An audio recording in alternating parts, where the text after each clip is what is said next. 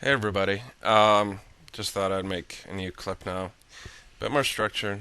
And first off, to start with, the first Biggs and Flip Flops thing. That's over now. We're done. We're good. I talked to her. I apologize honestly and sincerely, without condescension.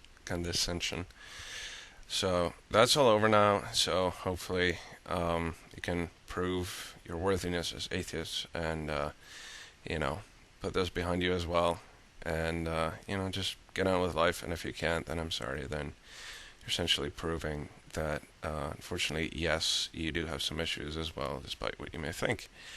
Um, and I have two more further points that I just quickly wanted to address. First off, it was someone alleged that we don't, that as believers, Christians, don't respect feelings. Now, this is not true at all.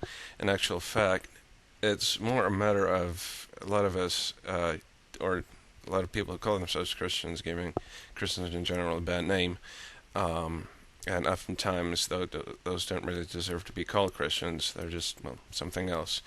And on the same token, get to know a true believer, and I think you'll like them, unless you're just completely heartless and stone cold and everything.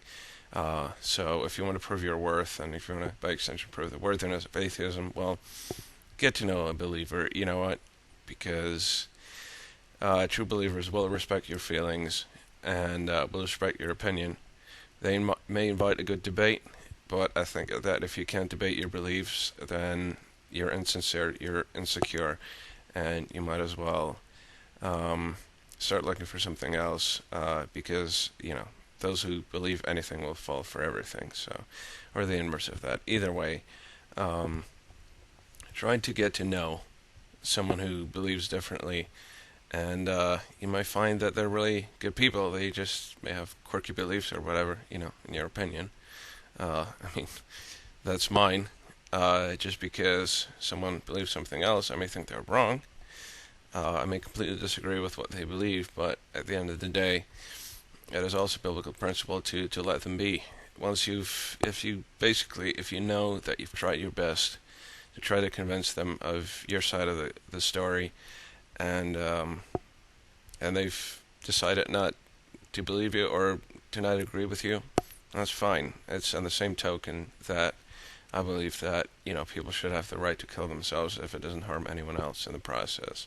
That's basically it. I mean, it's all about consequences, and basically, to some extent, people should be exposed to the consequences of their actions, and therefore free to take those actions. It's pretty much if it's kind of like jumping off of a 10-story building or something like that. If you don't mind killing yourself, I don't think anyone should have the right to tell you not to do so. Um, Pretty much because if you want to kill yourself, well, are they just in your way?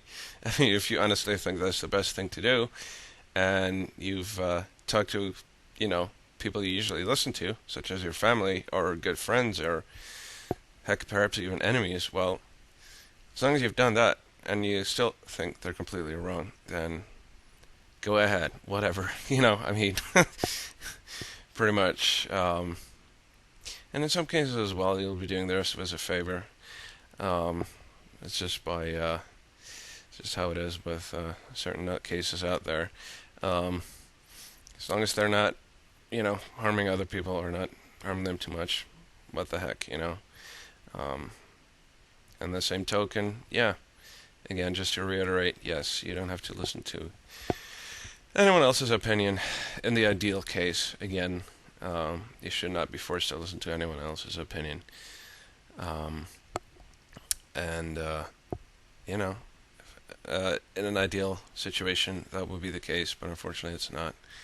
And on the same token, you should also always have at least one opinion to respond and to be listened to. And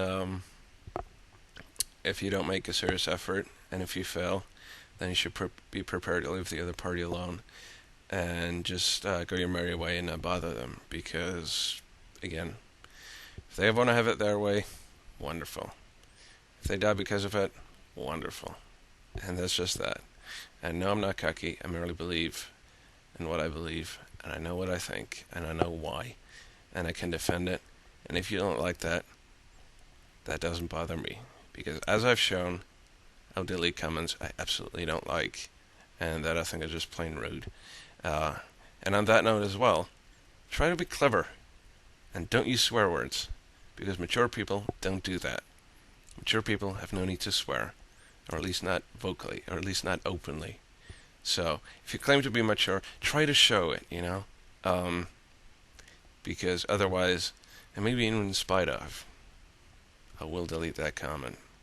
Because, as a famous or wise man once said, there's no point in debating with idiots. They'll drag you down to their level and then beat you with experience. So, I shall treat other people like that. If I make them out to be idiots, well then, I'd rather not stoop so low. And that's for me for today. Good night, and sod off.